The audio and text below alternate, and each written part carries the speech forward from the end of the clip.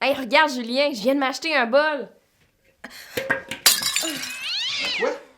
Ben, quelque chose. Oui, mais quoi? Ben, ça. Cette vidéo porte sur le complément direct du verbe, aussi appelé CD. Comme le complément direct du verbe peut être bien utile pour accorder correctement le participe passé avec l'auxiliaire avoir, tâchons de te donner des trucs pour bien l'identifier. Avant d'aller plus loin, il est important d'apporter une précision.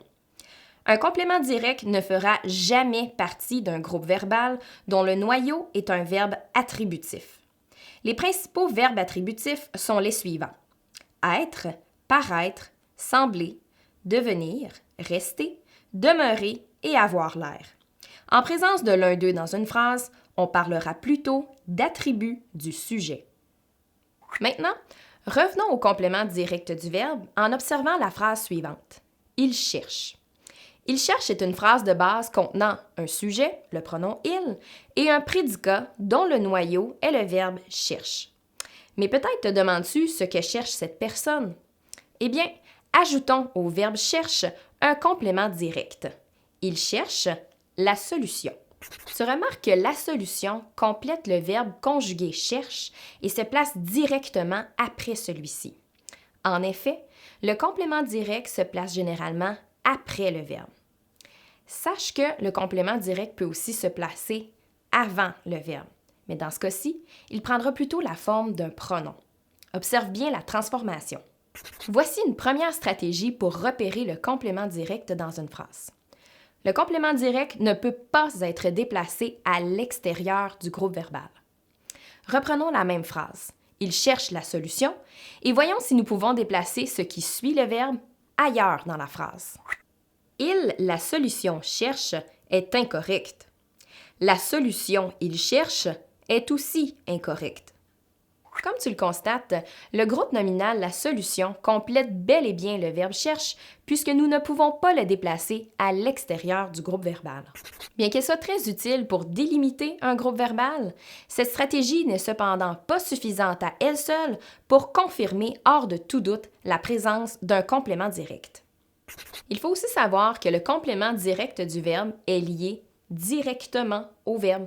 Et oui, cela veut dire qu'il n'y a pas de préposition qui se place entre le verbe et le complément direct qui le suit. Observons cet exemple. Mathis a adoré ce jeu. A adorer est le verbe conjugué de cette phrase. Le groupe nominal ce jeu, qui suit le verbe conjugué, est composé du déterminant ce et du nom je.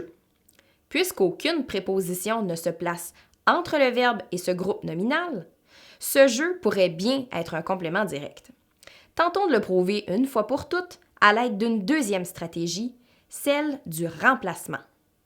Un moyen très efficace que tu peux utiliser pour identifier un complément direct dans une phrase est de repérer d'abord le verbe conjugué, puis de remplacer le groupe de mots qui le suit par quelqu'un ou quelque chose.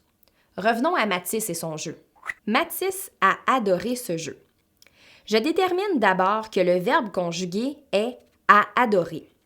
Je tente de remplacer ce qui vient après par quelqu'un ou quelque chose. J'obtiens alors Mathis a adoré quelque chose. Comme le remplacement est possible puisqu'il donne lieu à une phrase bien construite, on peut enfin conclure que ce jeu est bel et bien un complément direct. Analysons un deuxième exemple. Jérémy apprécie son nouvel entraîneur. Le verbe conjugué est apprécie. J'utilise la stratégie du remplacement et j'obtiens Jérémy apprécie quelqu'un. La confirmation est faite. Son nouvel entraîneur est un complément direct. Remarque que lorsqu'on fait référence à un objet, on remplace le complément direct par quelque chose. Lorsqu'il est question d'une personne, on remplace le complément direct par quelqu'un. Évidemment, certaines phrases peuvent présenter un défi plus grand que d'autres, comme celle-ci. Elle l'a perdu. À première vue, on pourrait penser que cette phrase ne contient pas de complément direct, puisque rien ne se place après le verbe a perdu. Pourtant, cette personne a bien perdu quelque chose. Et si cette chose prenait plutôt la forme d'un pronom? La présence d'un pronom juste avant le groupe verbal, quand celui-ci n'est clairement pas le sujet du verbe conjugué, devrait sonner une cloche. En effet, dans cette phrase, le L' remplace la chose perdue, puisque nous pouvons très bien dire « elle a perdu quelque chose ». Voilà donc la confirmation que le pronom L' exerce la fonction de complément direct du verbe. Tu comprends maintenant l'importance d'être attentif aux pronoms qui se collent au groupe verbal. Voici des pronoms qui peuvent se placer avant le verbe et qui remplacent le complément direct. Il est bon de savoir que seul le pronom « en » peut également indiquer la présence d'un complément indirect. Tous les autres pronoms peuvent confirmer la présence d'un complément direct seulement. Observe bien les transformations dans les phrases qui suivent pour mieux comprendre. Camille le regarde exprime la même chose que Camille regarde Jonathan. Il la nettoie exprime la même chose que il nettoie la table.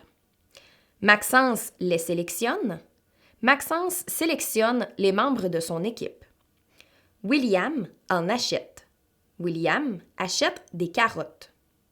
Toujours pas convaincu que ces pronoms occupent la fonction de complément direct? Revenons à notre stratégie de remplacement par quelqu'un ou quelque chose. Tu vois, le remplacement fonctionne pour toutes ces phrases.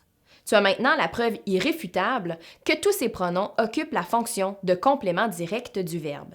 Si tu veux en savoir plus sur la fonction complément direct ou sur d'autres fonctions syntaxiques, tu peux consulter notre bibliothèque virtuelle ou t'abonner à notre chaîne YouTube.